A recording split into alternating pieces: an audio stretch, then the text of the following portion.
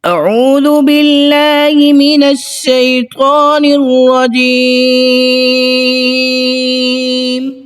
بسم الله الرحمن الرحيم. الرحمن علم القرآن خلق الإنسان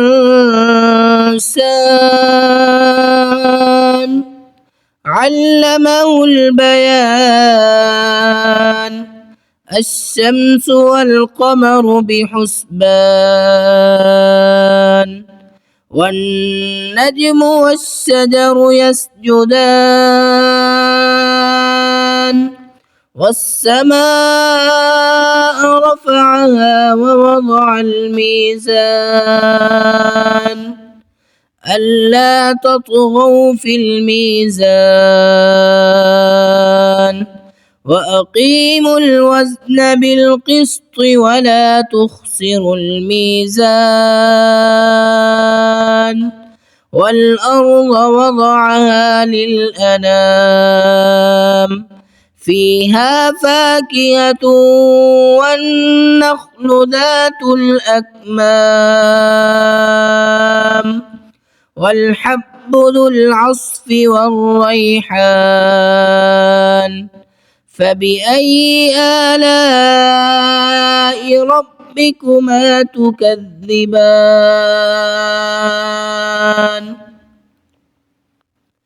خلق الإنسان من صلصال كالفخار وخلق الجان من مارج من نار فبأي آلاء ربكما تكذبان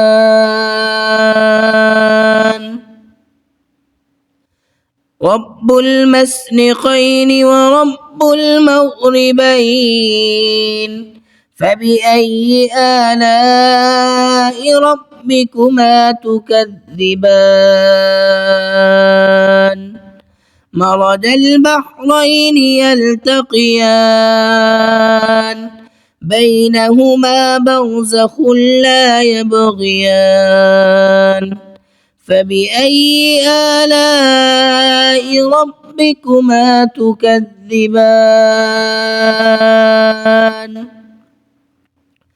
يخرج منهما اللؤلؤ والمرجان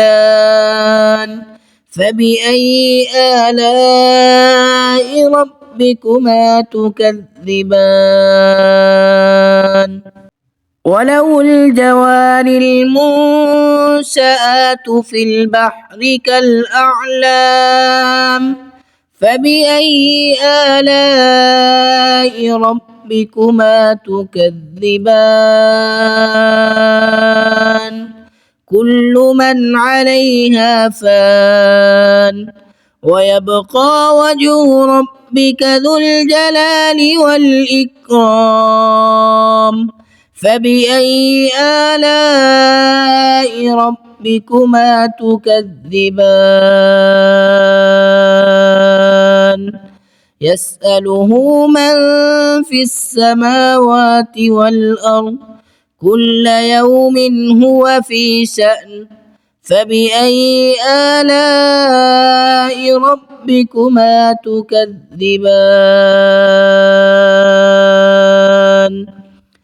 سنفرغ لكم أيها الثقلان فبأي آلاء ربكما تكذبان يا معشر الجن والإنس إن استطعتم أن تنفذوا من أقطار السماوات والأرض فانفذوا لا تنفذون إلا بسلطان فبأي آلاء ربكما تكذبان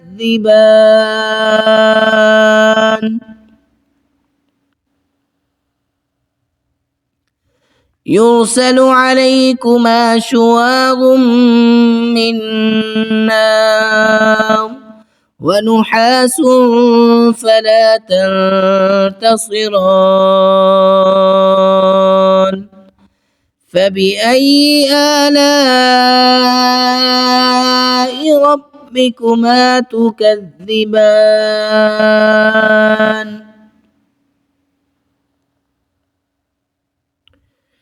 فإذا انشقت السماء فكانت وردة كالدهان فبأي آلاء ربكما تكذبان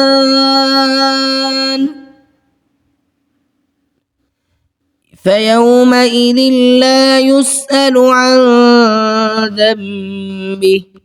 عن ذنبه إنس ولا جان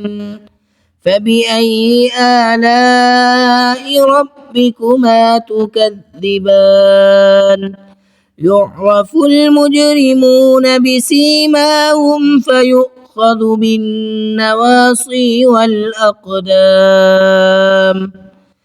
فبأي آلاء ربكما تكذبان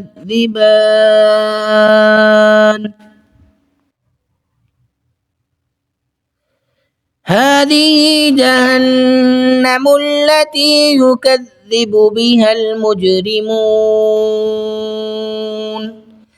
يطوفون بينها وبين حميم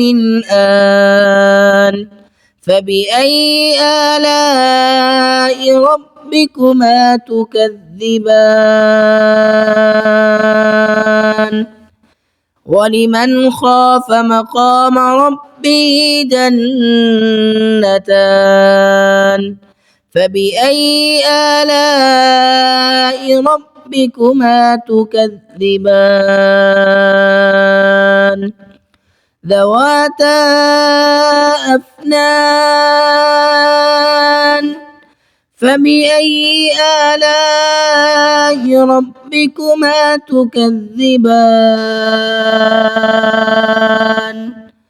فيهما عينان تجريان فبأي آلاء ربكما تكذبان فيهما من كل فاكهة زوجان فبأي آلاء ربكما تكذبان متكئين على فرش بطائنها من استبرق وجنى الجنتين دان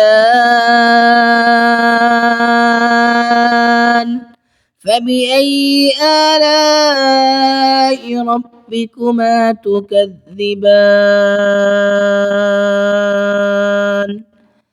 فيهن قاصرات الطرف لم يطمثهن إنس قبلهم ولا جان فبأي آلاء ربكما تكذبان كأنهن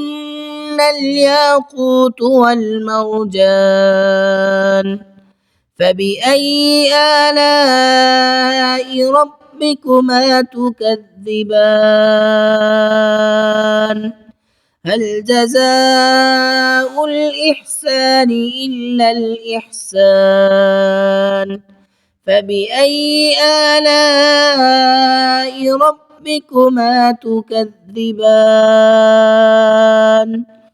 ومن دونهما جنتان فبأي آلاء ربكما تكذبان مدهامتان فبأي آلاء ربكما تكذبان فيهما عينان نضاختان فبأي آلاء ربكما تكذبان فيهما فاكهة ونخل ورمان فبأي آلاء ربكما تكذبان فيهن خيرات حسان فبأي آلاء ربكما تكذبان حور مقصورات في الخيام فبأي آلاء ربكما تكذبان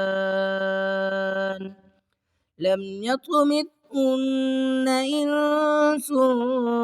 قبلهم ولا جان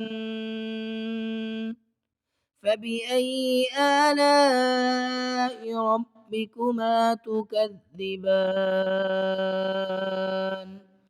متكئين على رفرف خضر وعبقري حسان فبأي آلاء ربكما تكذبان